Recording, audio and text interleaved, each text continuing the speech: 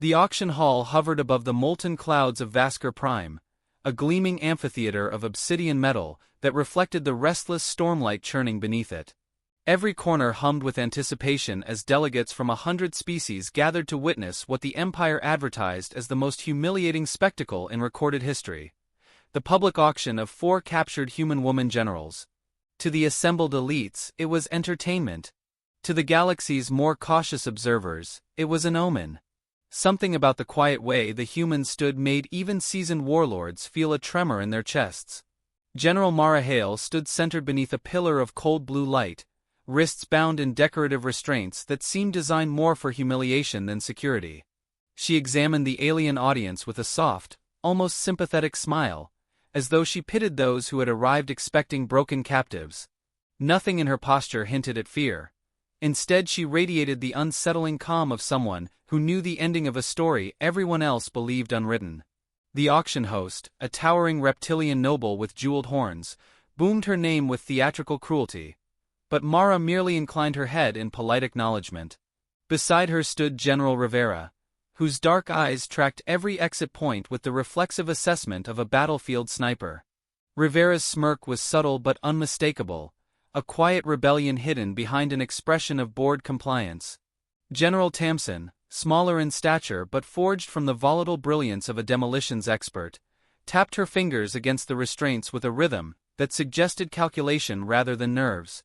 And General Lee, soft-voiced and deceptively gentle, appeared almost embarrassed to be the focus of so many alien stares. Together they looked less like prisoners and more like judges awaiting a verdict. The hall vibrated with layered alien responses. The insectoid Zect clicked their mandibles in eager anticipation. The crystalline foreign pulsed with a dissonant glow that served as laughter. The stoic Veruin kept their distance, muttering that humanity had survived plagues, winters, and continents on fire. Something about auctioning 4 human women felt like provoking an ancient animal whose teeth no one had ever fully seen. Yet arrogance drowned caution. The Empire's banners glittered above the audience, a proclamation of invincibility that dared challengers to remember their place beneath imperial dominion. Mara breathed slowly, taking in the spectacle as though she were attending a mildly disappointing theater performance. A few aliens shifted under her gaze, unsettled by something they could not articulate. She seemed too calm, too observant, too entertained. The auction master strutted across the platform, his tail whipping through the air as he described the humans in tones dripping with condescension. He spoke of humanity's supposed fragility, their emotional instability, their absurd attachment to sentimental traditions such as family, home, and freedom. The crowd laughed, but Mara's eyes held a glint that suggested an inside joke only humans understood. When bidding commenced, the atmosphere crackled with predatory delight. Wealthy collectors competed to claim a general, as though selecting a conversation piece for their war rooms. Several attempted to taunt the women during their offers, expecting outrage or breakdowns. Instead, they received polite nods, curious smiles, and the unnerving sensation that the humans were evaluating them with clinical detachment. Rivera tilted her head whenever a bidder misspoke a tactical term, as if silently correcting them. Tamsin whispered encouragement to her captors, which only unnerved them further. Lee apologized every time a spotlight shifted toward her, embarrassing the audience rather than herself. Mara's turn drew the largest wave of noise. Her reputation, even distorted by imperial propaganda, carried a weight that fascinated and terrified the galaxy. Some bidders hesitated, sensing danger without understanding its shape. Others leaned forward greedily, convinced owning her would grant them political leverage or personal glory. Mara met each offer with the serene poise of a diplomat at a garden party, though her eyes flicked upward every so often, as if searching for a constellation invisible to everyone else. That recurring motion caused murmurs among the observant species, who began to question what she was waiting for. The auction master attempted to regain control of the shifting mood by amplifying his jeers. He mocked Earth's so-called warrior culture, its unpredictable creativity, its chaotic problem-solving, its baffling love of celebrations like 4th of July fireworks that looked, to many alien species, like training exercises for planetary bombardment. The audience roared with laughter, but unease trickled between their ranks as Mara finally lifted her gaze from the crowd and fixed it directly on the primary broadcast camera. Her smile softened, carrying the warmth of a kindergarten teacher addressing a restless classroom. "Earth," she said softly, her voice threading through every receiver in the hall and every ship watching the broadcast. "If you can hear me, I hope you're ready." No threat. No plea. Just a gentle reminder, spoken with the certainty of someone who trusted her people unconditionally. Rivera straightened at the words. Tamsin stopped tapping. Lee lifted her chin in quiet expectation. The hall quieted as alien commanders exchanged uneasy glances, trying to decide whether the statement was bravado or something far more dangerous. The auction master barked orders to cut the feed, but the visual refused to dim. The projection flickered, not with technical failure, but as though another signal was nudging its way through the Imperial broadcast. Mara's expression didn't change. She simply exhaled, eyes glimmering with something that looked almost like relief. "Right on time," she murmured. The lights above the stage trembled. A faint vibration touched the floor, subtle enough for most of the audience to dismiss, yet powerful enough that every human in the room felt it like a familiar pulse. A low hum rose from the depths of the planet below, steady and deliberate, as though the molten clouds were inhaling. Rivera's eyes widened a fraction. Tamsin smiled for the first time that day. Lee whispered something in a language no alien translator recognized. Mara lifted her bound hands slightly, not in resistance, but in acknowledgement of an approaching presence only the humans seemed to anticipate. The crowd burst into nervous chatter, searching for the source of the vibration, but no alarms triggered. No Imperial sensors detected intruders. And that, more than anything, terrified the keen-minded species. Mara leaned toward the microphone embedded in her collar, her voice steady enough to still the storm beneath them. "Phase 1, she whispered, the words slipping through the air like a gentle confession. Every human spine straightened. Every alien heartbeat stuttered. The projection above the auction platform shifted, not through force but through surrender, as if the Imperial system chose to yield to something older and infinitely more patient. The storm clouds below parted for a moment, revealing an unseen silhouette rising from the depths. Mara's smile deepened. "Now," she said softly, "we begin." The audience leaned forward instinctively, drawn by a fear they had been waiting from within.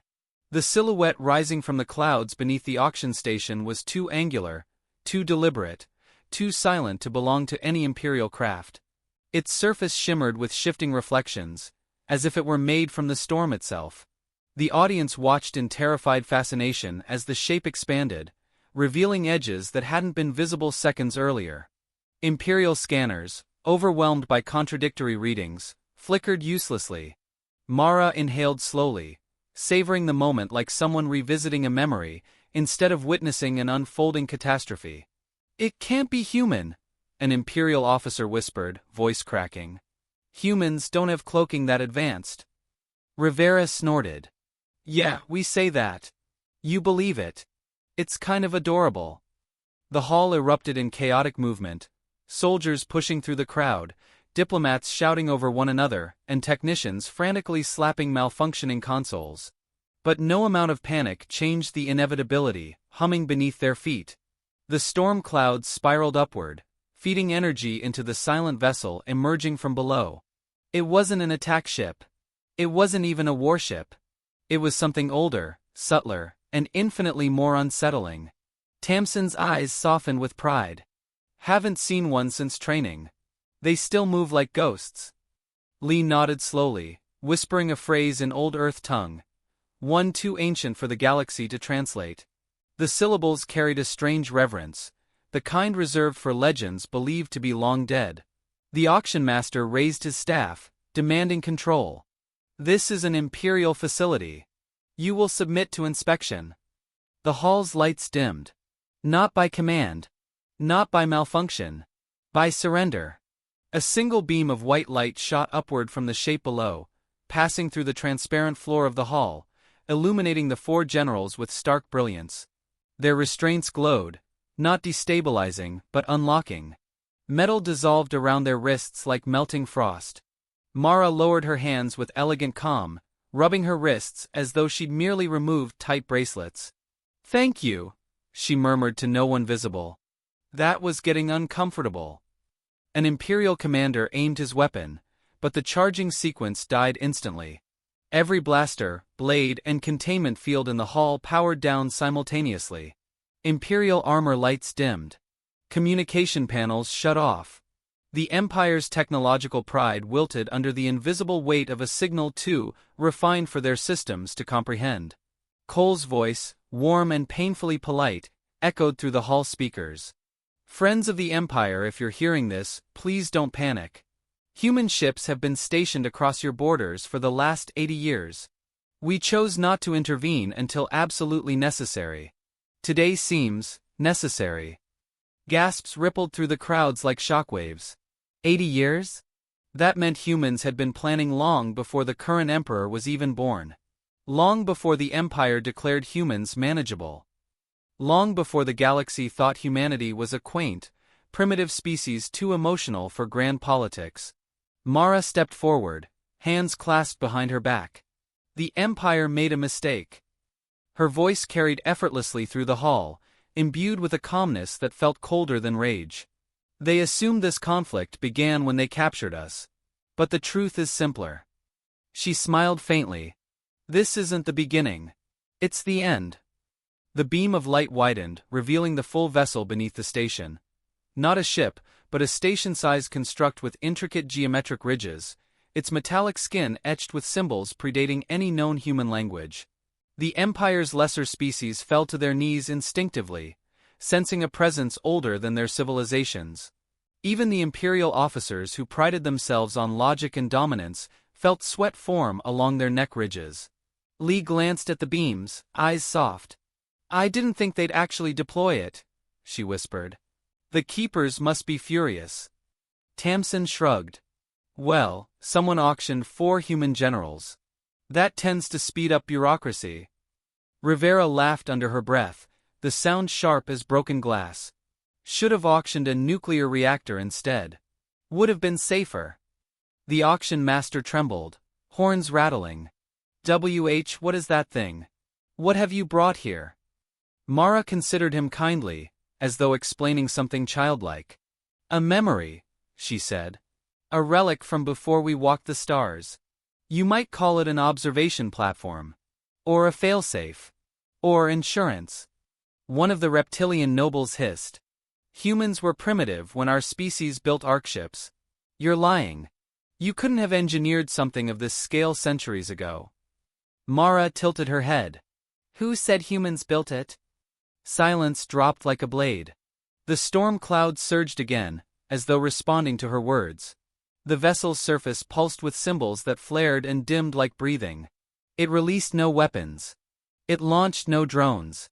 Yet every Imperial sensor within 10 systems flatlined.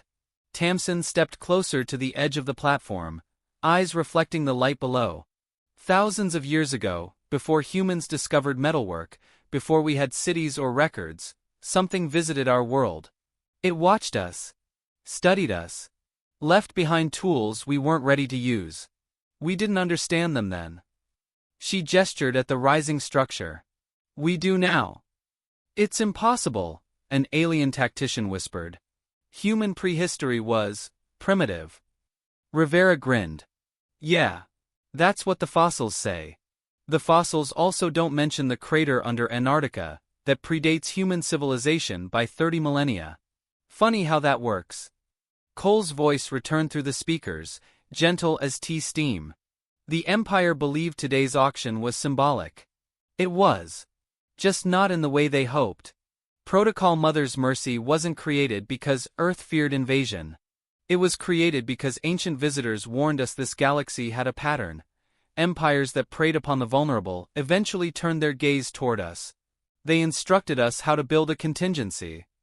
Mara clasped her hands behind her back again, posture straightening with solemn purpose. "This station beneath you is not a weapon," she clarified. "It's a lock. And your empire has finally tripped the key." The hall's floor vibrated sharply. Alarms that no longer had power flickered weakly, like dying fireflies. The Imperial governor collapsed into his seat, realization dawning like a nightmare. You mean to activate it? What does it do? Mara didn't answer immediately. She let the question hang, letting the terror bloom naturally. Lee stepped beside her, voice gentle but merciless. It closes the galaxy. Tamsin smiled. From the inside.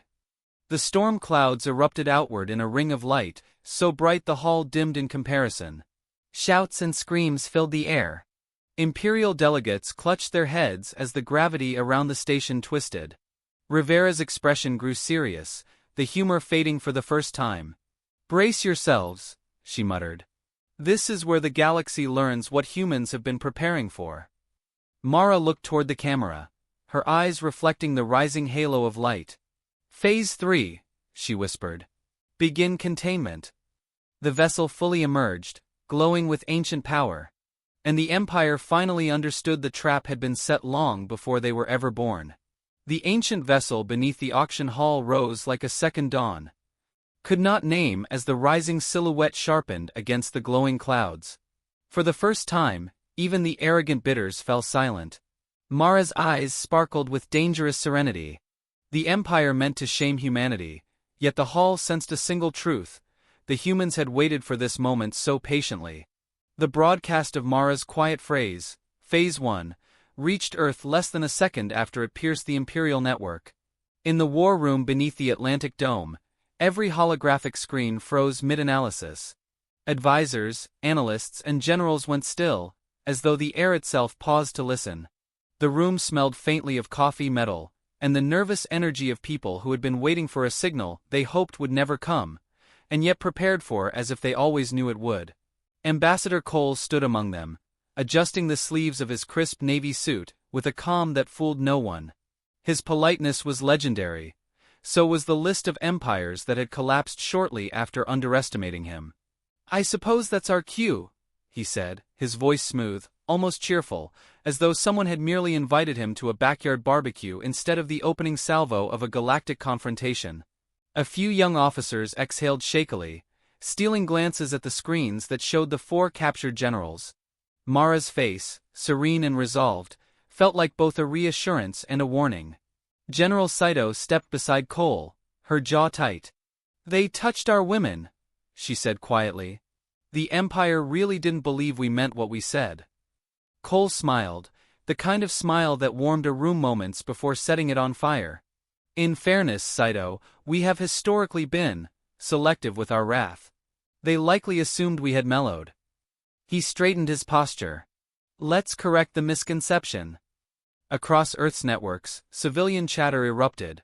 Shock, outrage, confusion, and an undertow of something ancient waking in the marrow of every human watching. Humanity didn't start fights, at least not since they joined the wider galactic community. But they ended them with unsettling finality. The broadcast cycled again, zooming into Mara's eyes as the storm beneath the auction platform curled like a living creature. Cole pressed a button on the central console, sending a coded message across secured channels. His voice, amplified planet-wide but still gentle, carried through every speaker on Earth and every human ship drifting in deep space. "To all listening, our sisters have been taken. The Empire believes this act demonstrates dominance. Instead, it activates Protocol Mother's Mercy." He paused, letting the weight of the words settle. "Prepare positions." Far beyond Earth's orbit, dozens of human ships awakened from silent drift. Their hulls, masked with refractive camouflage, shimmered into visibility like ghosts stepping from fog. Crews who had trained for years without firing a single shot took their places with a strange mix of dread and pride. Many whispered private jokes to steady their nerves. Humor was a human shield, just as potent as steel. A pilot in the Pacific Arm muttered, "If they want to mess with our generals, they ain't ready for Thanksgiving with my family," earning a chorus of laughter through comm lines. The Empire, meanwhile, scrambled. On starbase after starbase, alarms blared as Imperial tacticians reviewed the broadcast. Their systems detected no incoming fleets, no approaching weapons, no breach of their borders. Yet something felt deeply wrong. The wise among them noticed Mara's upward glances during the auction. The very wise recognized the humans' unsettling habit of smiling right before something catastrophic happened. The truly wise began drafting evacuation protocols. On Vasker Prime, the auction master roared for security to regain control, hurling commands that grew increasingly frantic as the signals around the hall distorted. The lights flickered again, and this time the disturbance wasn't subtle. A low hum coursed through the air, vibrating glasses, armor plates, and the bones of every creature unlucky enough to be present. Rivera's expression sharpened. Tamsin closed her eyes, savoring the rhythm. Lee whispered, "There they are," like greeting old friends. Mara lifted her chin, acknowledging something approaching from beyond ordinary sensory reach. One of the guards stepped back involuntarily, unable to hold her gaze. It wasn't hostility that broke him. It was the calm, unshakable certainty radiating from her. The kind of certainty possessed only by people who had already made peace with whatever came next. Back on Earth, Cole's team finalized fleet trajectories. Holographic maps rippled with paths that had been prepared years earlier. Human foresight was obsessive, alien species often joked, but today no one was laughing. "Bring up the diplomatic channel," Cole said, straightening his tie. "It would be rude not to give them a chance to fix their mistake before the situation becomes irreversible." An Imperial High Chancellor appeared in the projection, his scaled face etched with both fury and worry. "Ambassador Cole," he hissed, "your people will not dictate terms to us. The auction is legal. The prisoners are spoils of war." Cole nodded sympathetically. "Of course. I completely understand. You operate by your customs. We operate by ours. But yours involve kidnapping our top tacticians, and ours involve consequences. It seems we've reached a cultural disagreement." "You threaten the Empire?" The Chancellor snarled. "Oh no," Cole replied, pleasantly surprised. "Not at all. We don't threaten. We notify." Before the Chancellor could respond, every screen in the Imperial network flickered. Human code streamed across them like silver lightning. It didn't attack, it simply overrode. Clean, elegant, unavoidable. The Chancellor recoiled as Cole's voice replaced every broadcast within Imperial territory. "To our esteemed neighbors," Cole said warmly, "we humbly request the release of our generals. If not, we'll consider today's events an invitation to reorganize your political structure." He paused. Completely. On Vasker Prime, the message echoed through the hall. Aliens panicked, shifting like waves crashing against stone. The auction master snarled, "Cut the transmission." But the technicians could only stare helplessly at the console, which now displayed a single line. "We are already here." The hum beneath the platform intensified. Mara's lashes lowered in a moment of quiet triumph. "They heard me," she murmured. "Earth always hears." An Imperial officer approached her, blaster trembling. "What have you done?" he demanded. "Me?" Mara blinked. "I just said hello." The lights above exploded into brilliance as something vast emerged from the clouds below the station. A shape too angular, too silent, too intentional to be natural phenomena. Gasps rippled across the hall. The silhouette grew clearer, and dread coiled like a living serpent around every alien spine. Tamsin whispered, "Phase 2." The clouds surged upward, swirling around the station as though forming a colossal gateway. Rivera tilted her head. "We should have brought popcorn," she said. And Mara, warm and composed even as the Empire's pride trembled around her, stepped forward as far as her restraints allowed. "This," she said softly, "is the part where the galaxy finally understands why humans smile before the storm." The silhouette resolved into sharp definition. The Empire realized too late that humanity had never been watching from afar. Its surface glowing with layered rings of light that bent gravity and sound around it.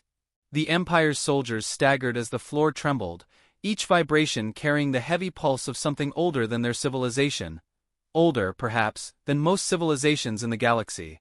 Mara watched calmly, her posture steady, her expression almost mournful, as though she pitied what was about to happen but accepted its necessity. Rivera, Tamsin, and Lee stood beside her, no longer prisoners but commanders reclaiming the authority they had momentarily surrendered. All around them, the hall dissolved into pandemonium. Diplomats shrieked into powerless comm units. Imperial tacticians shouted contradictory orders as their consoles flickered uselessly. Soldiers fired weapons that refused to charge. The Empire, so proud of its technology, was suddenly naked before a force it did not understand. Mara inhaled slowly, letting the air settle inside her chest before she spoke. "Containment isn't destruction," she said, her voice soft yet resonant. "But you forced the hand of something built to protect us long before we knew danger wore crowns."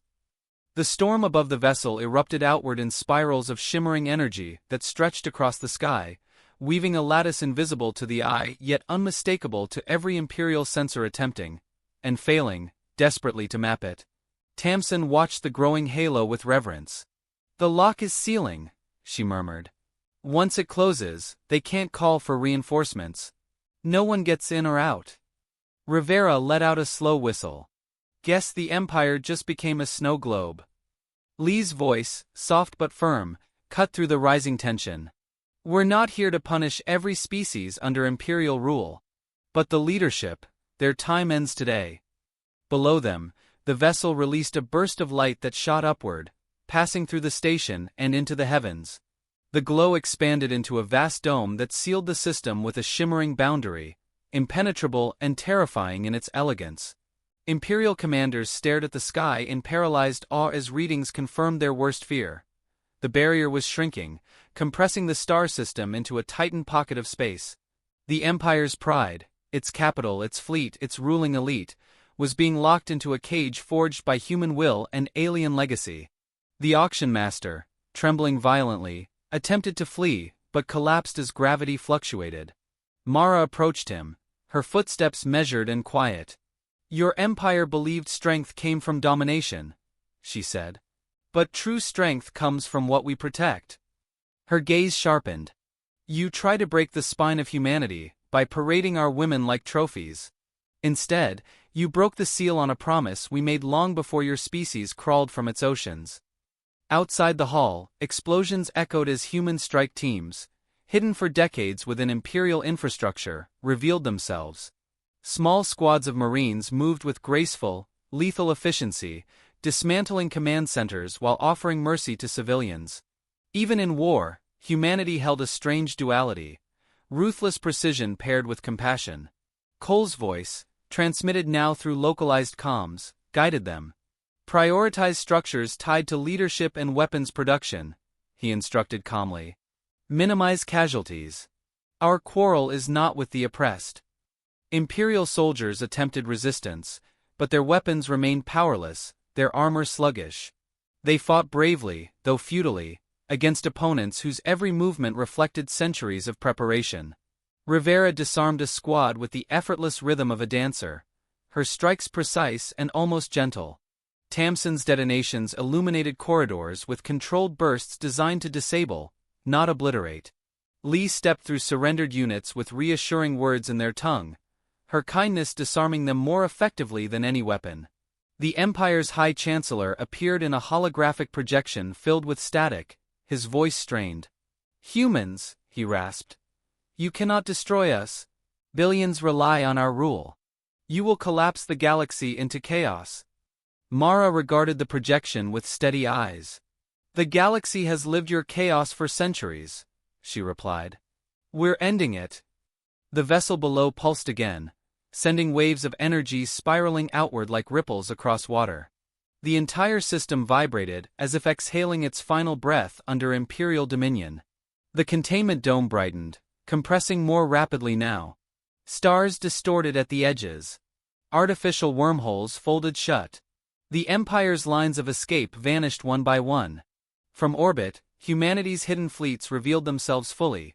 Sleek vessels with dark hulls reflecting the shimmering dome, engines glowing with quiet resolve. They did not fire blindly. They struck with chilling precision, dismantling warships whose crews had long believed themselves untouchable.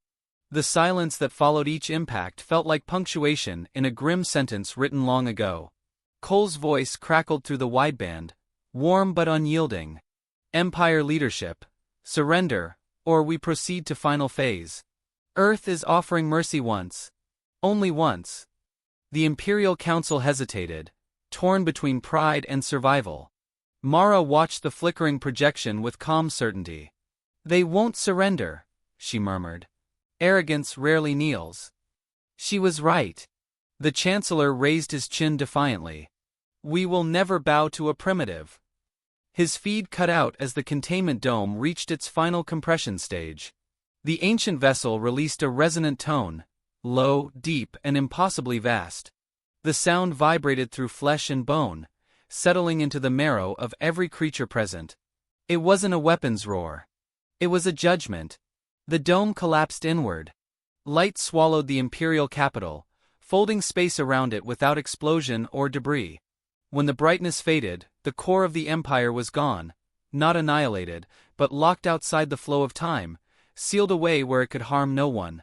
A silence followed, heavy and trembling. The galaxy felt it. Mara exhaled softly, the weight of countless ancestors behind her. Rivera approached her, expression solemn. "It's done." Lee lifted her face to the shimmering sky, eyes glistening. "They won't hurt anyone ever again." Tamsin rested a hand on the rail, voice quiet. "We awakened something old today." And it answered. Mara looked toward the horizon, where human fleets hovered like guardians reclaiming a long-forgotten oath. "This wasn't victory," she said. "It was closure." The vessel's lights dimmed, returning to a dormant state as the dome dissolved into drifting particles. Humanity stood unchallenged beneath the storm-washed sky. But far beyond the sealed system, in a region untouched by war, a faint echo trembled through the void, an answer from something older still. A reminder that the lock had been opened. And other doors might awaken next.